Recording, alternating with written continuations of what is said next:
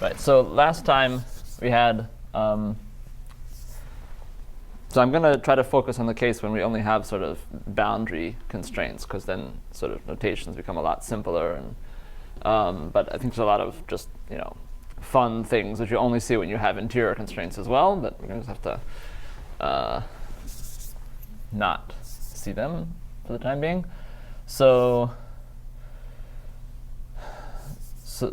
we had these operations mk, which map differential forms on our Lagrangian submanifold. Let's look at this Lagrangian submanifold. And we had differential forms with coefficients in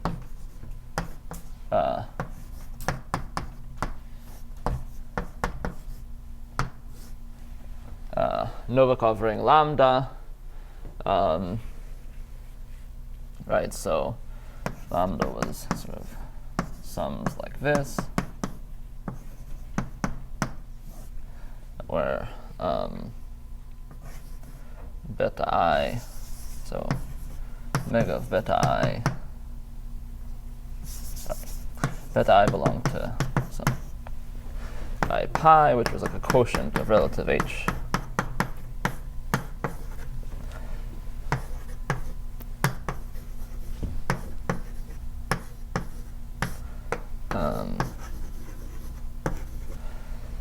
So you just want a quotient of the relative h2 on which the Maslov index and the symplectic form are well defined, and then we look at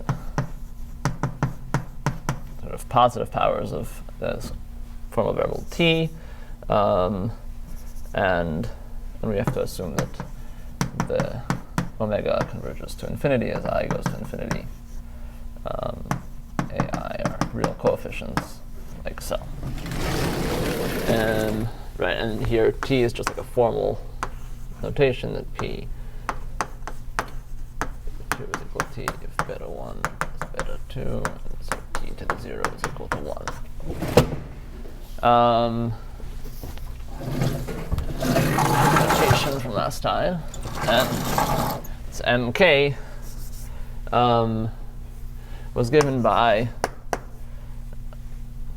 so we had this moduli spaces mk plus 1 x l beta was stable maps which compactify the following space of, say, J-holomorphic disks from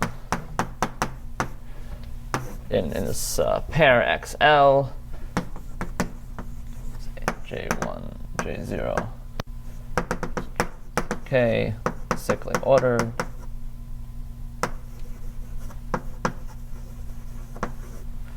And so degree is beta, and points are distinct. You compactify this with stable maps.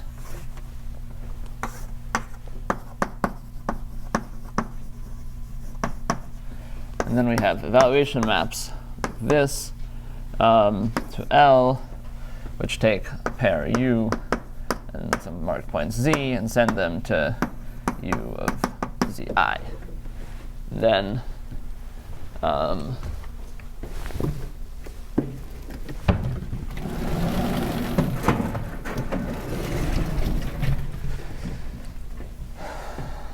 mk of alpha 1 up to alpha k. So these guys belonging to differential forms on L with coefficients in lambda was equal to, well, there was like a really simple case, which was just when you have k equals 1, and you don't consider any coefficients in the Novikov ring, then you just get the exterior derivative of alpha 1, and then you have a kind of a sum, t to the beta belonging to pi, of, I'm going to level this with a beta, F0 push forward of beta, F1 beta pull back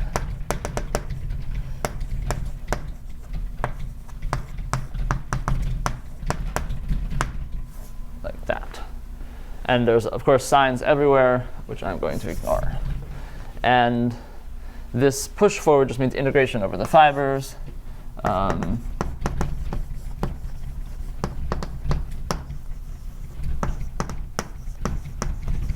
And there are ample examples, at least, where this moduli space is actually a genuine smooth orbifold with corners. So we're going to just assume, if we didn't, we'd have to use virtual techniques. But we can assume for today's talk that this is a smooth orbifold with corners. And say compact, and then this and ev I beta, well, in particular ev 0 is all you need, is a submersion. And submersion here means submersion on all strata. And then, so this thing is defined by fairly elementary techniques, and we have stated the lemma that it defines an A infinity structure that nk1 alpha 1 alpha I minus 1 nk2 alpha I up to alpha I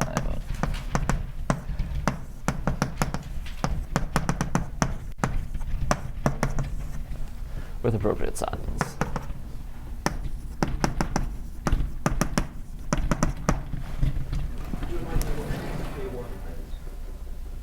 This is the Kronecker delta.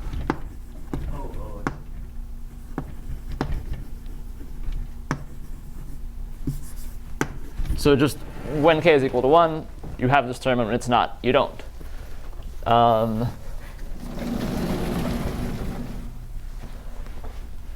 And right, so the picture of this mk was just that sort of like look at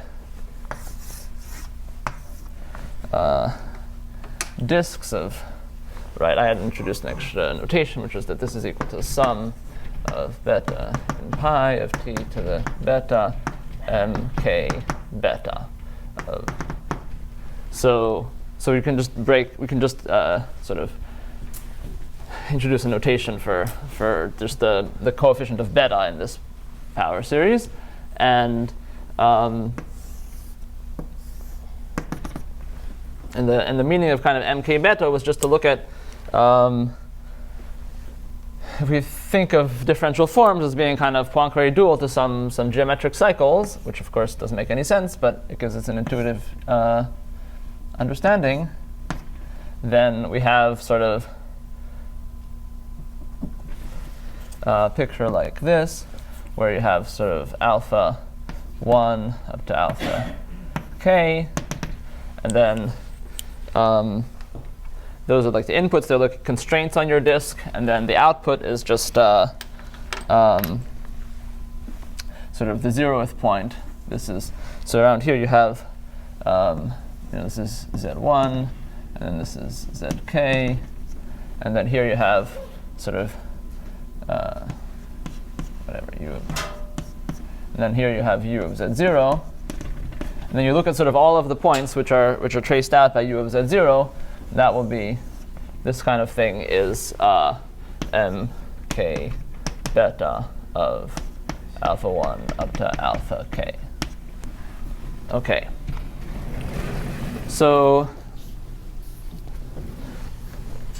in order to get to defining some invariants, bounding chains. So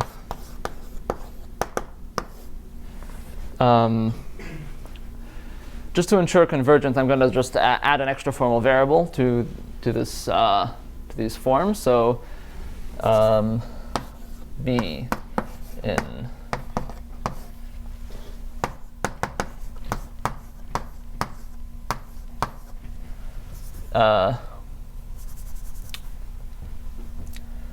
should say something like that. Wanted to avoid, it's just going to make my life more difficult if I don't say things directly. So let's say R is just sort of lambda adjoin S, and I inside of R is, so this is just like notation. And I inside of R is the maximal ideal, so it's just like ideal generated by sort of t to the beta, where omega of beta is greater than 0, and s.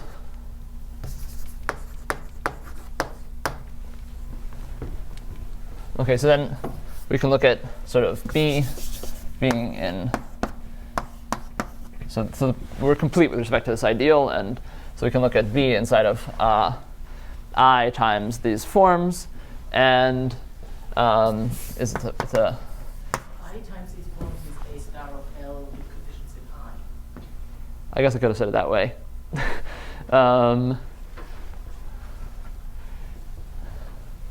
I is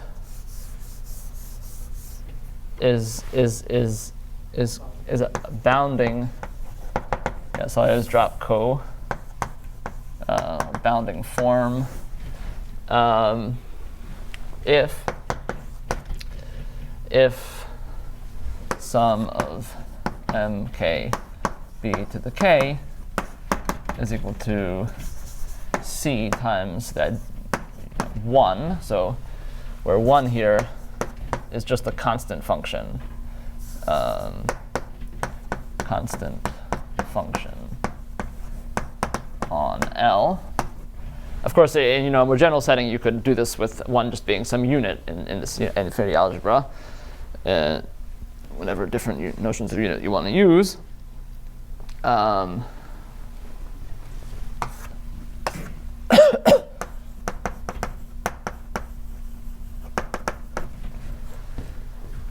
And C here is just some element of I.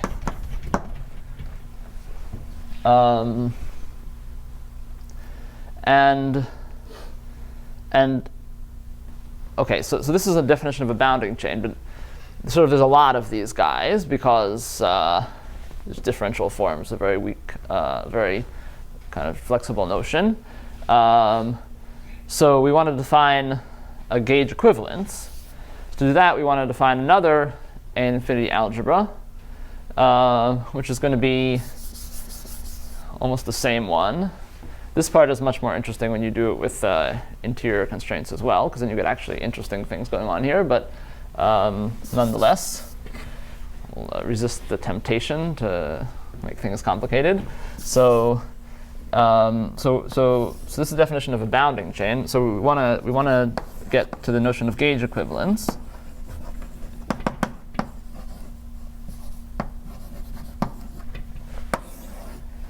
So this is going to give us actually a reasonably classifiable set of bounding chains. So we can define just more or less completely analogous spaces, but we're just so if we were willing to use virtual fundamental classes, then we could actually get interesting examples of this without, well, anyway, I'm going to do this. So let's suppose that we have like, let's say JT is a family of complex structures. And here, I mean, there's trivial examples of this, but which will have transversality be satisfied elementarily. And then if you want to do this non-trivially, you have to use virtual fundamental classes. So you can take this M tilde to be just sort of the set of pairs, triples, I should say, T, U, and Z, where, say, T here is just a point in 0, 1, and U maps the disk to XL, and it is JT holomorphic, and and z1 to z0 to zk. Again, everything was before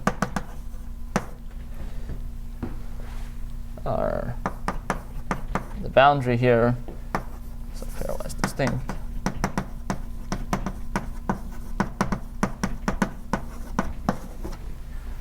And I think I've got that correctly. So now you have evaluation maps from here to 0, 1 cross L.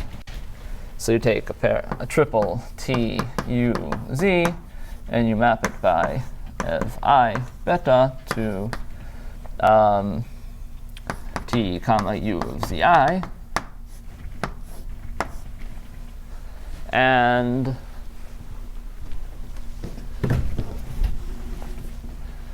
call this ev tilde, I should say. Yeah. And then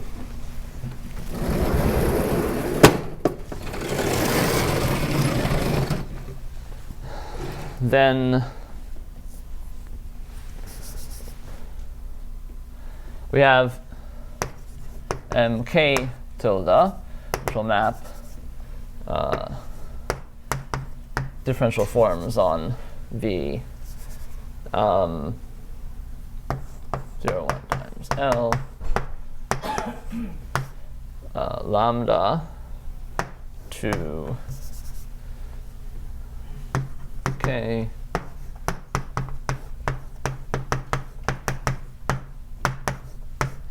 lambda, like so. And right, and that's given by mk tilde of alpha 1 to alpha k is equal to, again, delta k1 d alpha 1. So these are forms on the product, and some t to the beta, beta and pi of 0. So again, I mean, if we take J to be a family of kind of sufficiently symmetric, almost complex structures, then this thing will be a smooth, smooth compact orbifold with corners.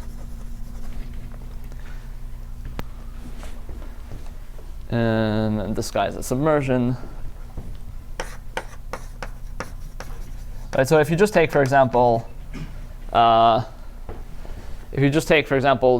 is just some fixed J0, so if JT is equal to J0, then this is just equal to mk plus 1 xl beta times 0, 1.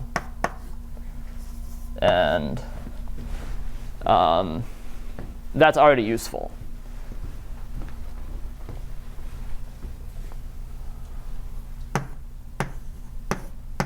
For this definition.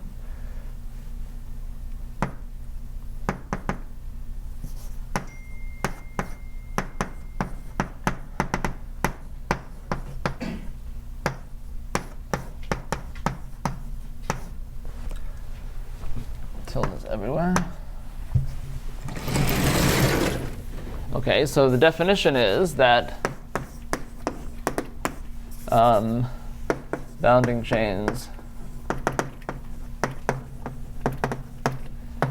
B, say, 1 and B2 are gauge equivalent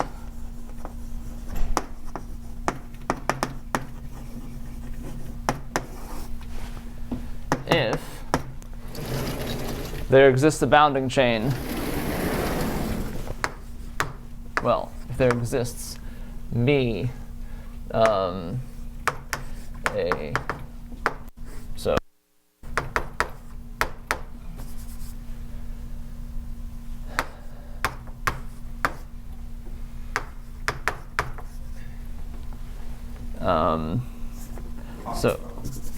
sorry? R. Yeah, thanks. With first of all, when you restrict to 0 cross, well, let's say I cross L. Oh no, call it 0 and 1. When you restrict to the endpoints here are bi and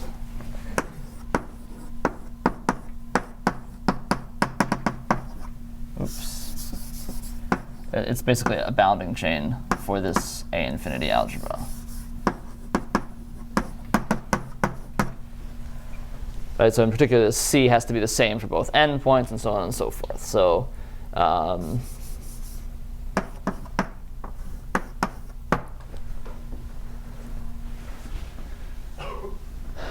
okay. Ideal multiply by this, or just yeah, otherwise it wouldn't make sense, but that's not really much of a constraint.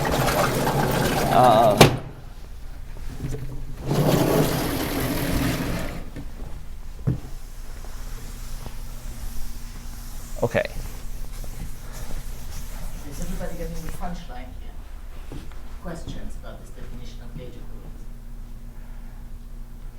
I'm just trying to think through. I mean, so you want these maps to be submersions, and I'm sort of wondering what happens when, you know, like some sort of exceptional disk appears in your homotopy. Right. So for without virtual techniques, I'm saying basically there's this is going to just be 0, 1 cross the thing for a fixed j, because you're just going to be looking at the best thing, the least trivial example I can find is just to take some j and then hit it by some kind of diffeomorphism, some symplectomorphism. That will give you a family, but that's kind of silly.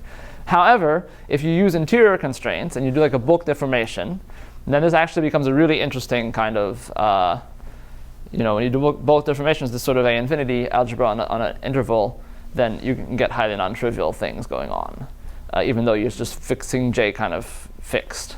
But sort of the differential forms, yeah.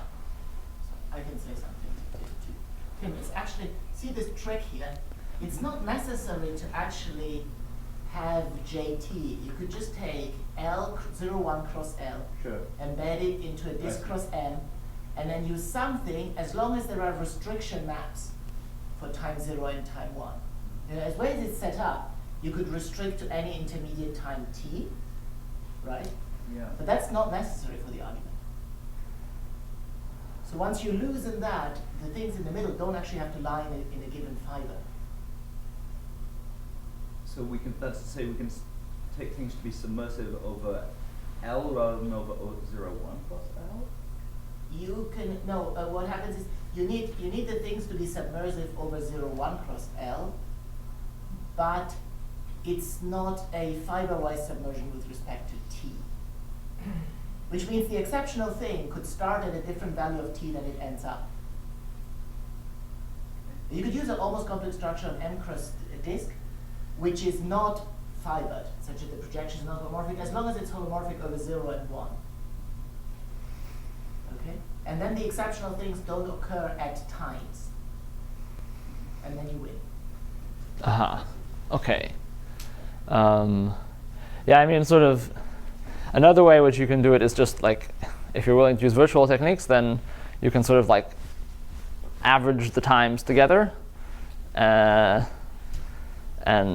this will be sort of equivalent to what Paul was saying, I guess. So this sort of thing is written out in Fukaya's papers on differential forms, and I mean, in some form. Can I ask, multiple with corners, is just the standard notion of manifold with corners, or generalized? I think it's just the standard notion of manifold with corners, yeah.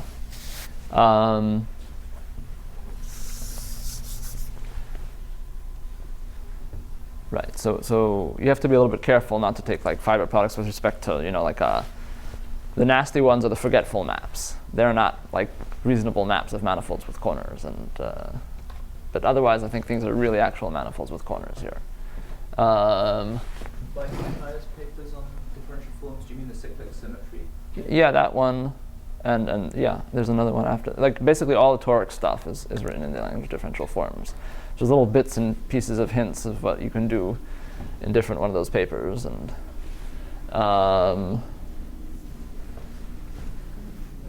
but I mean, if you want something which is completely elementary, then just sort of look at what happens when you put bulk deformations in. And then you'll get the kind of algebras on 0, 1 cross L, which are sort of, they're depend non-trivially on T, and they're sort of submersive everywhere. And right, one reason why you might want things to be sort of well behaved in between is that then there's like m-1 which comes in when you have the bulk deformations, and somehow, I guess there must be some way of doing this. And m-1, like there's m0, m1, m2, m3, but there's also m-1, which is necessary, like, because. But you didn't say that? Well, no, I don't need it when I have boundary constraints. When I have interior constraints, then I need m-1. So there's a really lot of interesting things which happens when you have interior constraints, which you don't have when you have boundary constraints. Or you don't have any boundary. So I mean, you want to have them all together, right? You want to have boundary constraints and interior constraints. You have them all together, and then the part which just looks at interior constraints only is going to have m-1, yeah. But you sort of. But how does the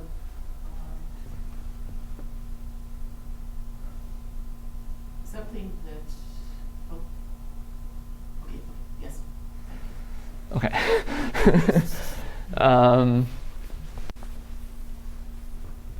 But so, I mean, you can't look at m-1 by itself. You have to add to it all kinds of correction terms, even if you only have interior constraints. And they will involve kind of some bounding chain and so on and so forth. So it doesn't like separate out.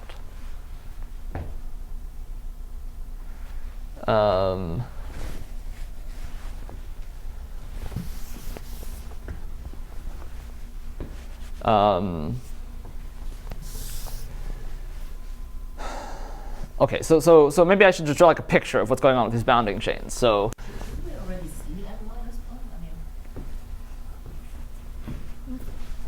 I mean. Well, we don't really even have m0 here, because sort of like in our case, this you're going to be pushing forward 1, and when you have so I think when we look at only sort of this boundary constraint case, then things sort of simplify a lot, and also a lot of the interesting structures sort of go away. So I think there's something which is not trivial about it. So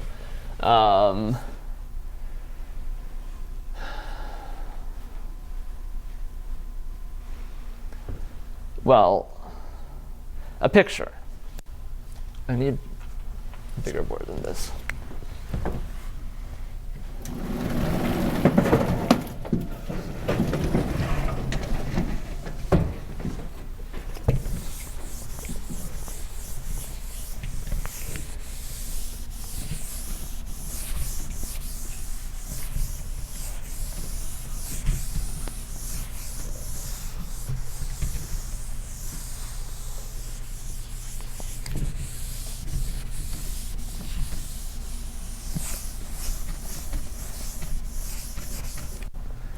So, picture of bounding chain.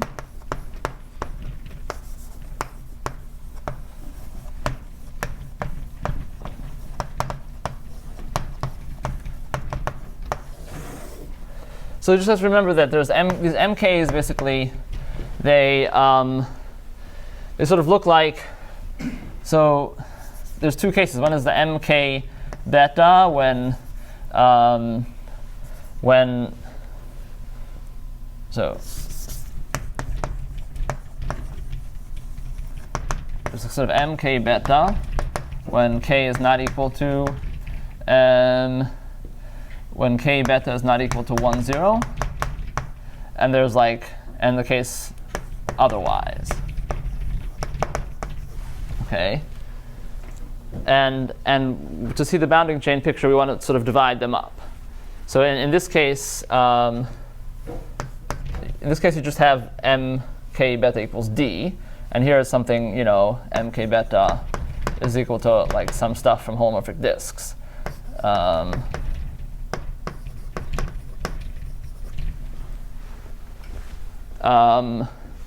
And so when we write down this Morikatan equation, what we're basically saying is that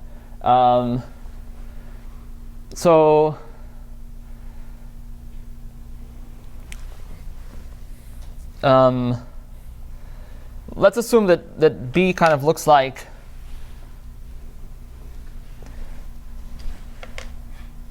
you know what? I'm going to state a theorem about bounding chains and then draw a picture of bounding chains. No.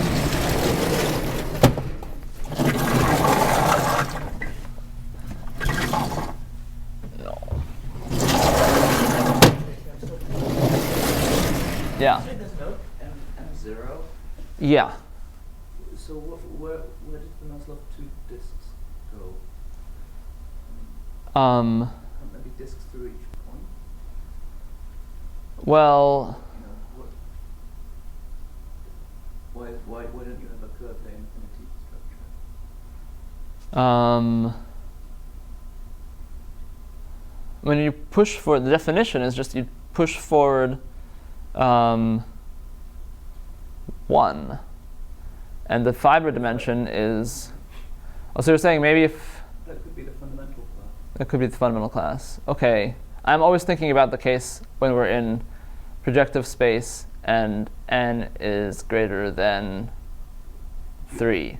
So you have But it's OK. You're right. You could have non-trivial Maslov index at least 3 or something? 4 in the case which I've thought about. But you're right. In theory, I could be talking about a non-trivial m here. If you take, say, P1. Okay. Okay, sorry, what?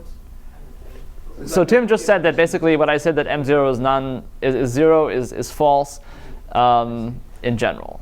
But if mu is equal to 2, if mu could be equal to 2. But sort of I'm used to thinking about cases where it's bigger than that. But Never mind. yeah. But it doesn't affect anything I'm saying. Can I ask something? Yeah. So the definition of bounding chain looks like it's something from pure algebra. Yes, It is. Okay, and the definition of gauge equivalence doesn't look like it's from pure algebra. but it's equivalent.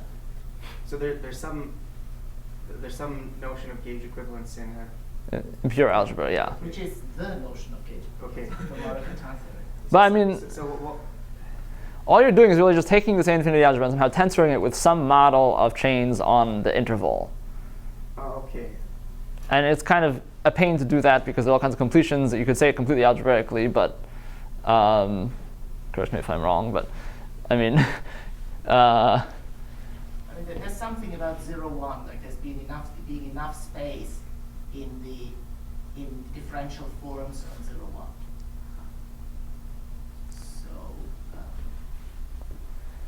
so you could probably take other models of 0, 1, and you could get like more algebraic looking definitions of gauge equivalence.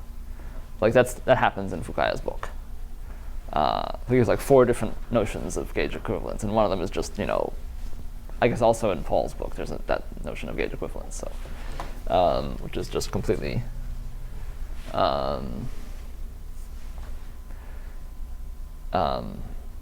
algebraic.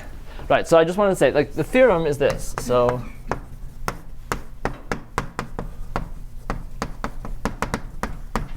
and again, I'm only studying the part which deals with when you have no bulk deformations. And it just says that the map from bounding chains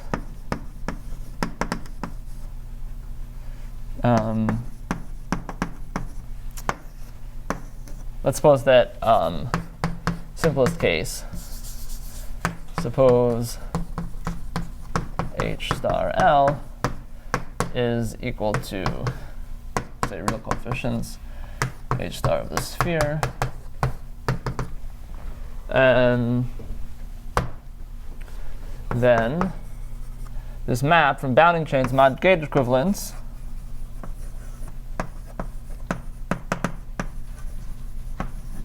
to the ideal I, but we have to look at only the part of this ideal which is of degree 1 minus n. Oh shoot, I forgot one thing in the definition of bounding chain. Fortunately, it's still in the board. I need the degree to be 1. And this degree has to be with respect to all of the different things involved. So this degree includes,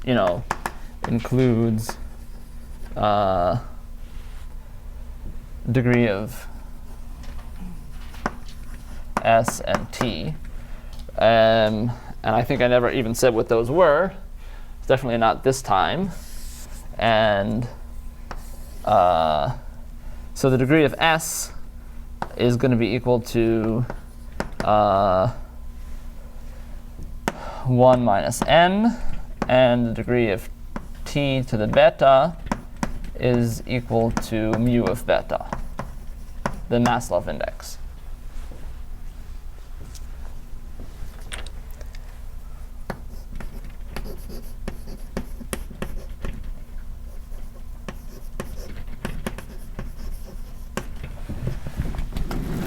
Just in the nick of time.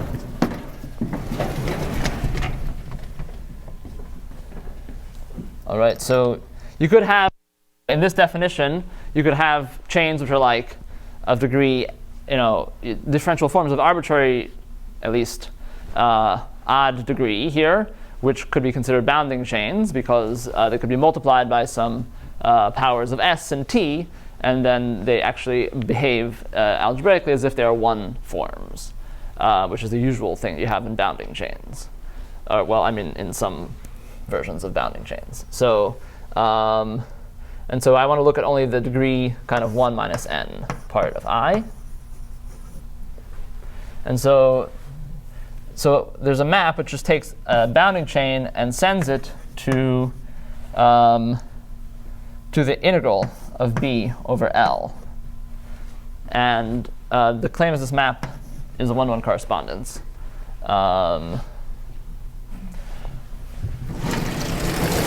I think maybe this theorem is the only thing which is not kind of 100% straightforward in this story. So oftentimes you can say that a classification of bounding chains by looking at some say a minimal model or something like that, and that the space of bounding chains is this and that dimensional. You can sometimes show that the Markatani equation is easy to solve in various conditions, but the idea that you can actually sort of choose a bounding chain 100% canonically, so just by fix some element of I of degree 1 minus n, for example S, and choose the corresponding bounding chain. So that allows you to define an invariant. So this is somehow the key point. Are we still in a homogeneous space? Well, everything said here is true if you use virtual fundamental classes, whether you're in a homogeneous space or not. If you want to use 100% elementary techniques, then assume it's in a homogeneous space. So using sort of FO3's machinery? So this would be true without restriction. And it's also calculable in that generality. But you have, say, projective space. You can also look at, say, quadratic surfaces. You can look at products of those things. And sometimes, well, not with this theorem, because you need to stay a sphere. But there's other theorems where we can. So this is just one example of a kind of a classification theorem. If you're willing to do other things, then say, take advantage of some kind of complex conjugation symmetry, then you can get theorems which work in greater generality than just cohomology spheres. You should also be able to work in situations where the ambient cohomology surjects, but then you have to use kind of both deformations in some sense. But anyway, simplest case. How does the real evolution, I mean, there's a notion of bounding chain, right? Mm-hmm. And it's a purely algebraic notion. And so how does the real involution come in? OK, so let me draw a picture of this bounding chain just for the people who are not already like 100% familiar with them, and then I'll come back to that question and try to state a theorem which uses the real involution and show that sort of like how that explains what's going on in, say, all this real business. This I had some t to the betas and then an s. And what were the degrees of those? Yeah, I wrote it up here in very small letters at the last moment. Sorry. Okay, so they can. S has degree 1 minus n, and t to the beta has degree mu of beta. Okay. And this, s equals 1 minus n is basically just designed so that, if you take, the application is going to be take this equals to s. And we want, this has to be degree 1 minus n, and I've just declared s to be of degree 1 minus n, so that we can take, the bounding chain, which has integral equal to s. Were there any restrictions on n? N had to be odd. Odd. I guess I said that last time, but Can it be 1? it could be 1. Yes. I mean, it's maybe not the most interesting case, but it certainly is a not entirely trivial case. So the picture of the bounding chain. Can I ask a quick question? Yeah. So all the algebraic bounding cochains are actually geometric bounding chains. That's why you call it bounding chains? Well, I mean, I don't know. I'm not really capable of distinguishing between the two. So one could ask, if you take an A-infinity algebra whose cohomology is the cohomology of the n-sphere, what are all the solutions of the Mirror-Cartan equation? And they might very well look like that. I mean, so if I had an A-infinity algebra which was cyclic and unital in an appropriate stronger than usual sense, then this theorem would be true in complete abstract generality, for assuming that the cohomology is equal to the cohomology of the n-sphere over R. Yeah, this is basically a theorem in algebra. Sorry? For odd. Well, I mean, I think even for. So if you're willing to stick in some variable which has odd degree into your A-infinity algebra and then suffer all the resulting signs, I believe this works for. Where does the cyclic symmetry come? Well, it's What do we need to do? depends what you mean by unital. So, I mean, if you want, you need to have m0 kind of annihilate the unit. I mean, or rather, sorry, like all the m's have to annihilate the unit. So like when you take, M0 doesn't have any input, so it can't. in other words, no, I mean like, okay, you want sort of mk of alpha 1 up to alpha k, and then sort of like paired with 1 to be equal to 0.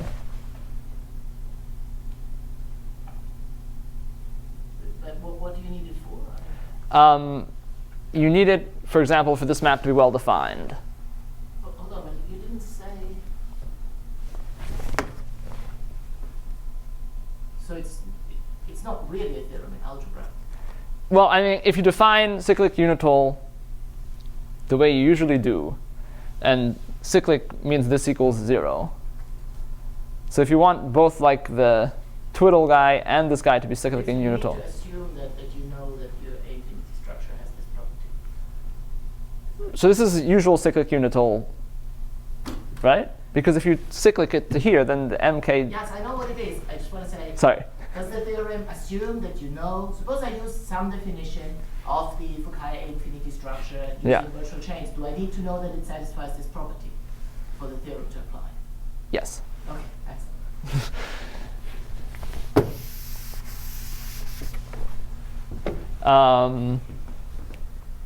But I was trying to say for an abstract cyclic unital infinity algebra, which has cohomology the sphere, Yes. this should be true.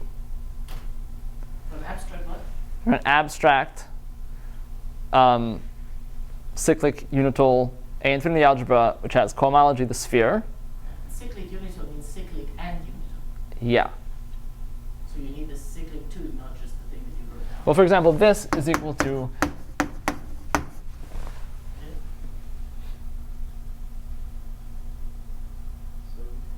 I mean, I have to be able to define this. So I'm using the cyclic structure and the unitality to define this. So that explains why you wanted to use differential forms rather than any other. Well, I mean, it just makes the technicalities like incredibly much easier. Well, but I mean, isn't it the only way that we know to get a cyclic unital? Well, I think if you were to use something which was kind of like homotopy everything, it would be perfectly fine.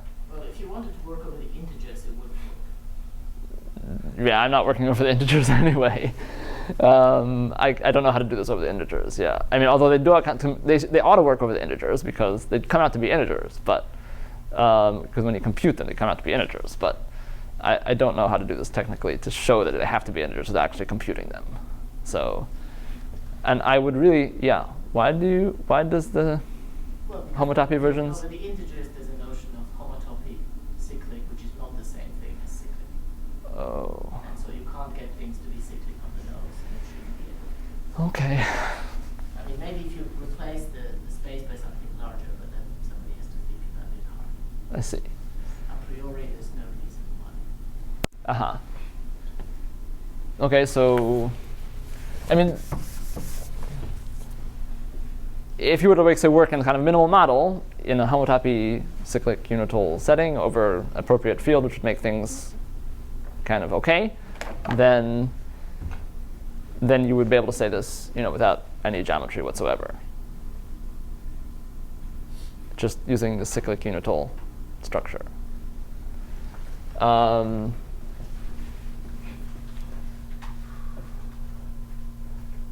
But I still think that somehow, well, when I try to answer Paul's question about the complex conjugation, then maybe there's still doesn't become a field of pure algebra now, because there's still kind of a geometric issue of like trying to see when you can make obstructions vanish, and not always will you sort of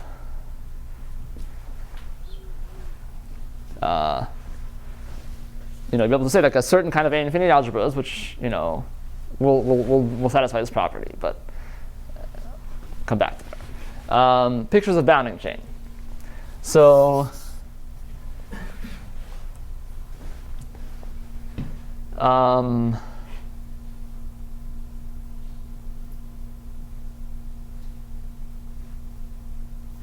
right.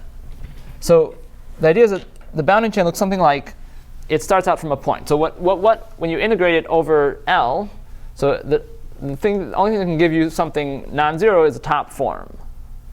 So what this means is sort of like you look at your B and you throw out everything except for the part which is an n form times something,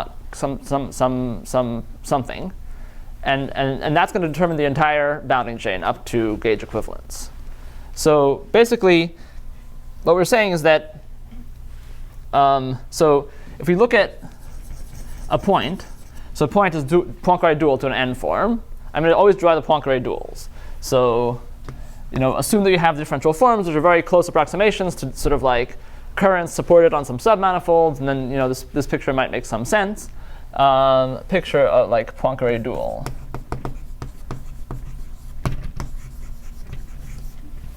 So then you start with a point, and you look at its boundary, and a point, of course, has no boundary.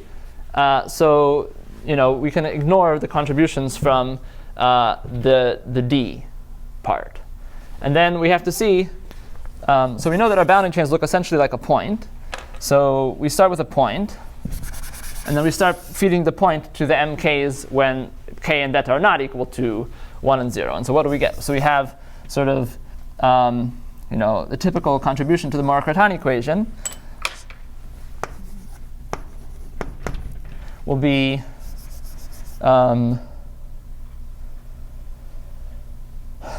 something like so.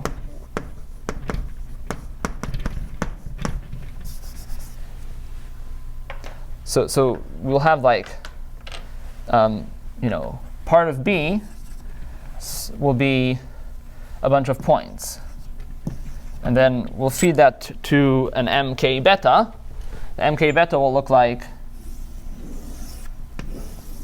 a disk which goes through those points. So alpha 1 up to alpha k. Sorry, that was kind of just a bunch of copies of B.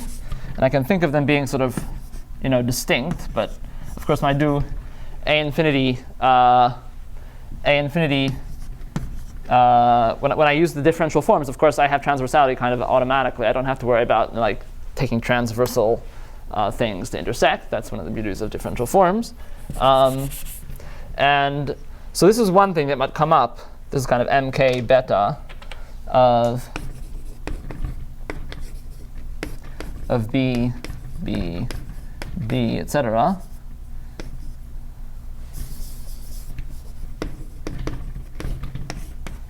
And then, well, the thing is, it's going to be higher, kind of, and say this is, so this whole thing gets multiplied by, since it's mk beta, it's going to be multiplied by power of k, kind of t to the beta.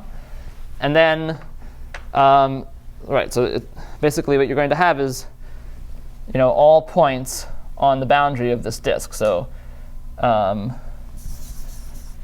right, so it should be like all possible points in the boundary of this disk. So just think of like the boundary of this disk being mk beta. Okay, it depends on the ordering, but since we're sort of doing things symmetrically, it doesn't matter where the point falls. It will always be between 1 and k for some ordering. So this is sort of like mk beta of B to the k. Okay, and then on the other hand, there's going to have to be some higher order contribution to the B, which has boundary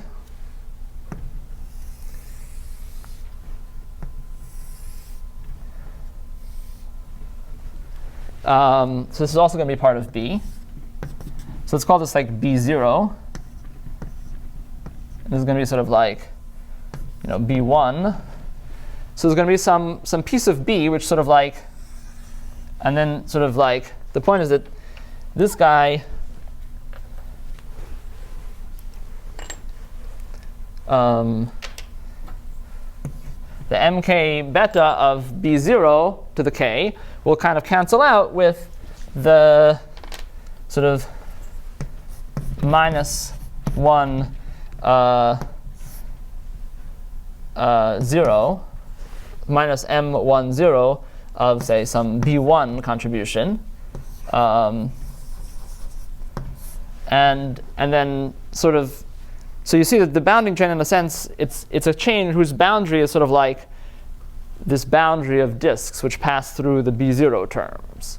And then when you kind of add up these contributions, that you get something which is actually equal to, well, I'm not drawing some disks which are able to sweep out the entire space, but sort of anything but a disk which sweeps out the entire space, its boundary has to be kind of canceled out by the boundary of some sort of extra higher term in this bounding chain. So, and then like we're assuming here that sort of like B is equal to sort of sum of a bunch of terms Bi, or maybe the first one is sort of, and you have to do this inductively. So this is how I would think of a bounding chain. Now, as you say change the B, then of course, like if I change the B0, then the B1 will start to move around. And exactly what this gauge equivalence is, basically that this picture should be satisfied at each time as I move around the B0, that sort of the B1 should move around and still kind of bound the boundary of the disk. So So gauge equivalence just means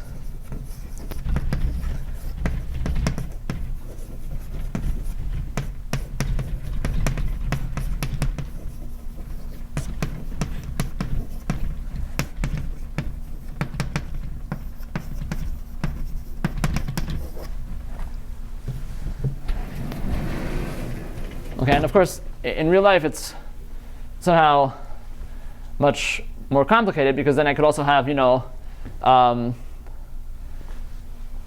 well, mk's of, like this b1 could get inserted into an mk, and then say maybe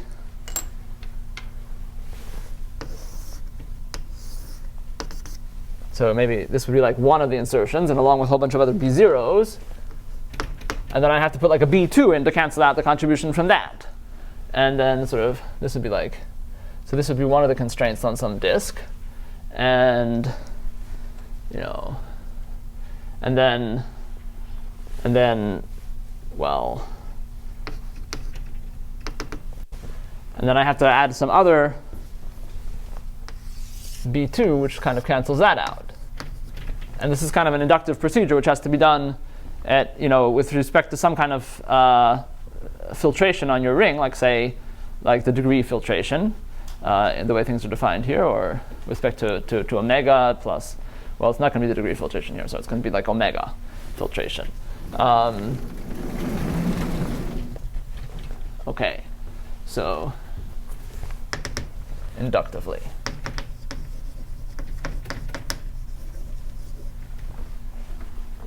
So this is going to be sort of a picture of, so this thing here is sort of, this is n, k, I don't know, this is k1, k2, let's make this beta 1, beta 2 of, say like, this would be sort of b1 and then b0. B0, and you have to put all possible combinations of all the possible different correction terms together with all the original terms, and sort of like you start with b0, which is just like a point, and then you try to like correct these higher order terms, and then you have to correct the corrections and correct the corrections of the corrections, and so on and so forth. It all converges because it does.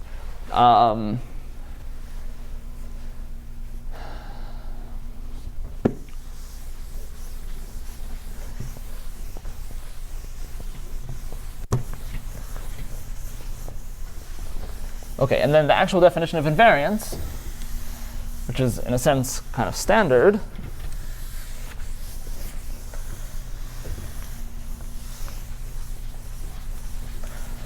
at least after work of Fukaya and Joyce and many other people, is that, so what does a bounding chain help us here? It allows us to define invariance like this.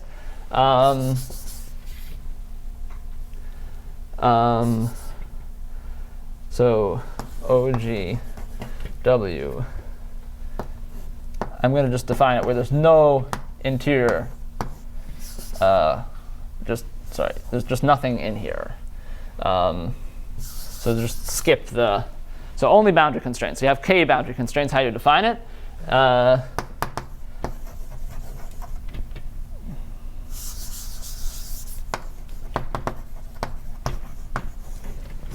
So look at mk b to the k, b over k plus 1, sum over k greater than or equal to 0. And let's say b here is the bounding chain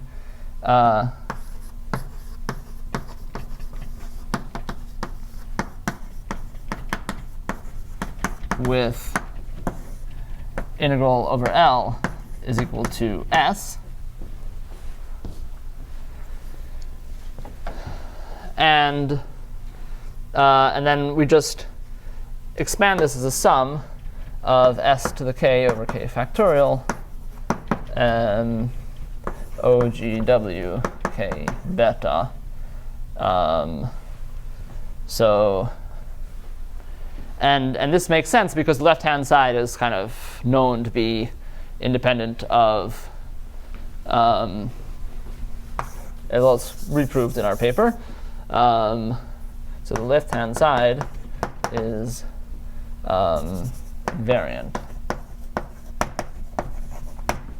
under gauge equivalence.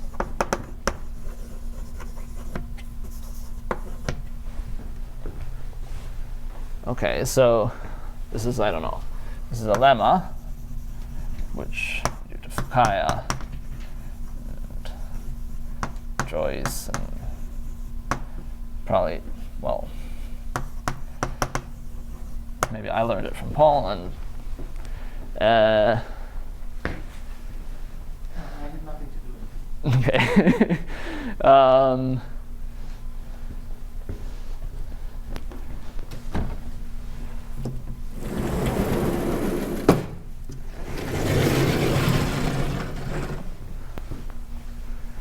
And so this is gives you a definition of variance. So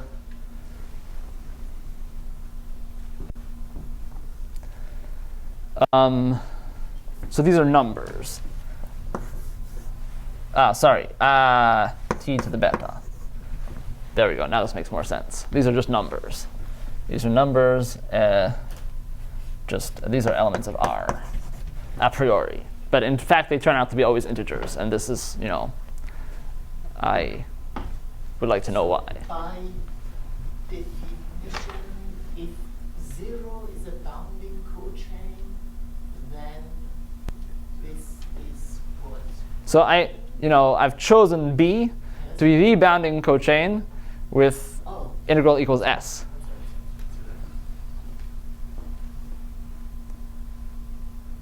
I mean, the up to gauge equivalence. So this is kind of well defined. So it's absolutely crucial that we use this theorem. This is well defined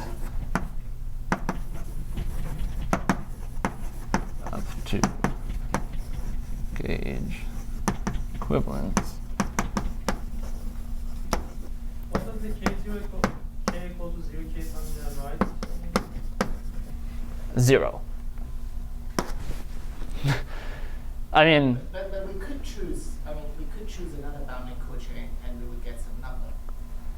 you would get, I mean, depending on what you're bounding. So you have to choose your bounding cochain somewhere in the ideal. So, because otherwise things won't converge. Suppose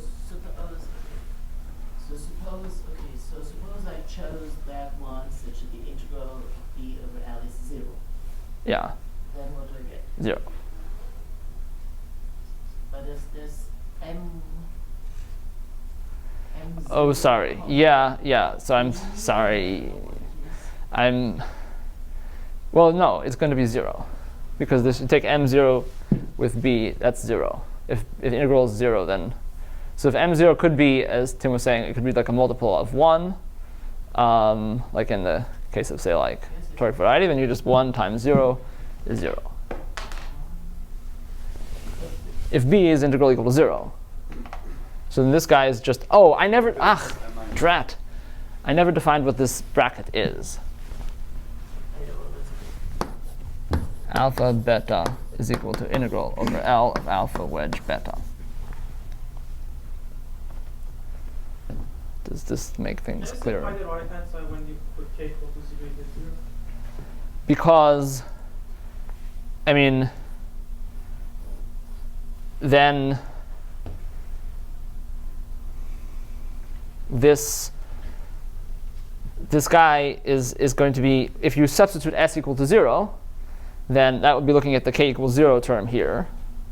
And s equals 0 will just give you something with integral over. But I mean, there's like a homomorphism or something like that where you sort of like evaluate at 0. And it will give you, but I mean,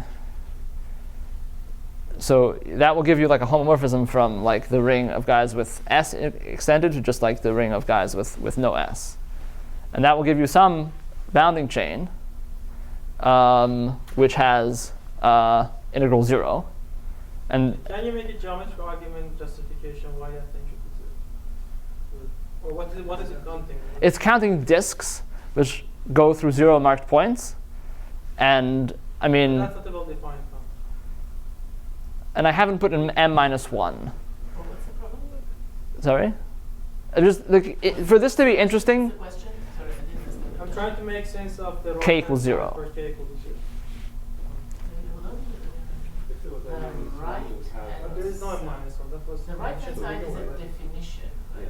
defined as methods. M0 is 0, but that's the situation. okay, so maybe you're right. No. I mean, that should have a geometric interpretation, and it cannot be count of disks I mean, without any boundary. all right, so you're right. Strictly speaking, if I were in a Calabi-Yau case, then this definition would be wrong, and because I have to add m minus 1. And then B couldn't be actually, sorry.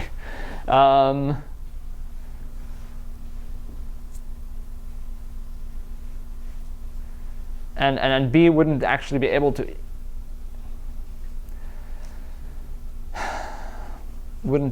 be equal to 0. And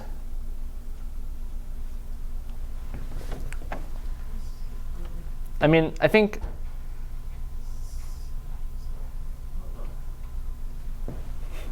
I want to answer your question. Maybe I'm going to have to leave exactly at 12 o'clock because I have to teach in Princeton at 12:30. I mean, is there a case where you get this where there is a k equals 0 term on the right hand side, which is not 0? For example, the quintic threefold in the real Lagrangian. That's what Mohammed is presumably thinking about. And then How would I know that from this definition? well, then you would take B to be like, this makes sense still. The coefficients of S to the higher, that's counting disks through a bunch of points. There are none of them on a Calabi-Yau manifold because the disks are rigid on a three-dimensional Calabi-Yau. And so then you would only be looking at disks which had like which have no constraints, which means basically k to the 0. And then you would have to correct them with an m minus 1. I mean, everything I said so far. Hold on. In that case, so B is perpendicular to a point, Yeah. right? So if I do something like m0 comma B, that is 0. And it seems to me that in this case, everything is 0. Well, I mean, you so this is S times a point. yes, but it doesn't matter. But I mean, if you look at the left-hand side, right? The left-hand side. Yeah. But, well, So you're looking at disks with k plus 1 marked points, and all marked points have to go through B. but B could have like some correction terms of higher degrees. So like, for example, in the Calabi-Yau case, you might have some 1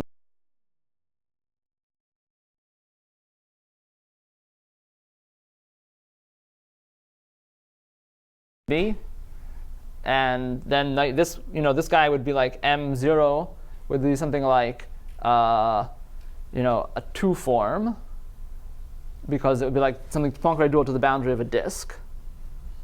And then you take the wedge of a 2 form and 1 form, integrate it over L, you get something.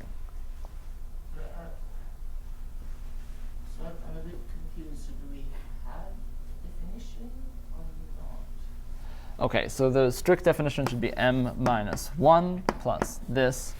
And then m minus 1 should be defined to be basically equal to the integral of But I mean, if I leave out the m minus 1 term, then it's not well defined. it's well defined when XL is like CPN, RPN, or something which is sufficiently positive that you don't have any rigid disks. M minus 1 counts rigid disks with no constraints. So I was trying to simplify and failed. So M0 0, and so if you just assume that we're talking about a case where there's no rigid disks, then what I read so far is correct. But if you want to have rigid disks, you better do this. This is a number. Yeah, and times t to the beta. So in Kenji's paper, he considers that basically they're the same left-hand side, and then he says that the numbers that you get, you find on the chromosome structure by this chamber of. Right, and then you have to take out the ones which.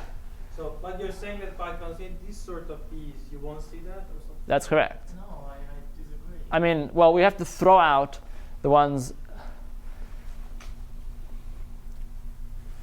for k not equal to 0 or beta not in image of h2 x to h2l. No such map. h2xl. Sorry.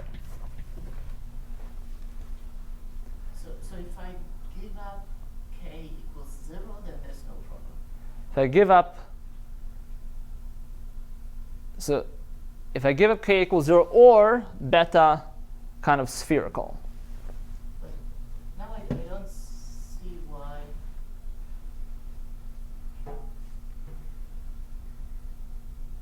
I mean, you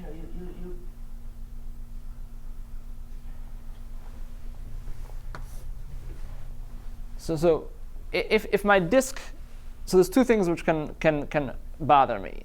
One of them is that my disk could. Sorry, there's one thing which bothers me, which is that the disk is boundary could collapse to a point. Well, but I mean, there was a sort of algebra theorem, right? The theorem said these bounding chains correspond to this up to equivalence. Mhm. Now I take these bounding chains and I take this expression that you brought down without the m-1, Mm-hmm. and you say this is invariant under gauge equivalence.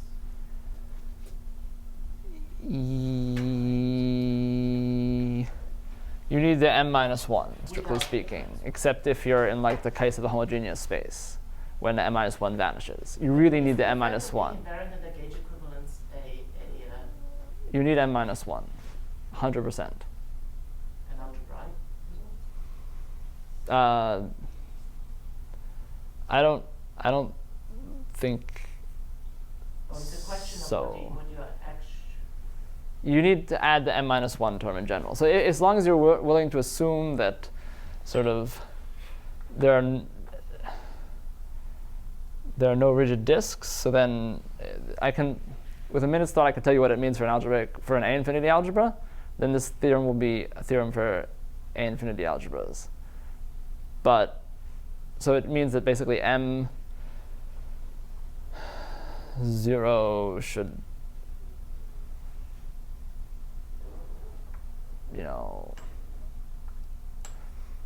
m0 should annihilate itself or something like that under the bracket.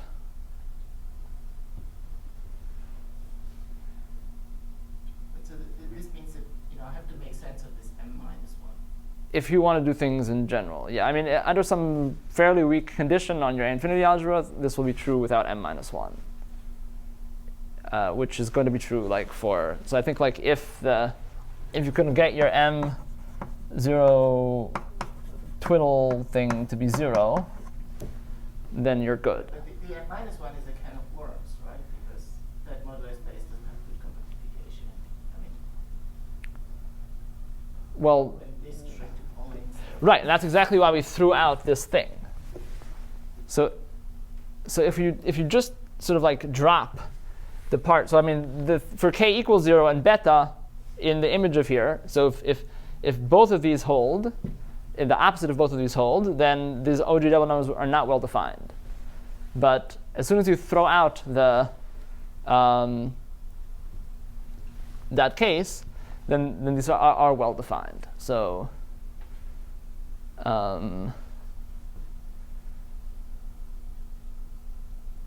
and because the moment your disk is not coming from an H2 class, then there is no problem with the compactification. So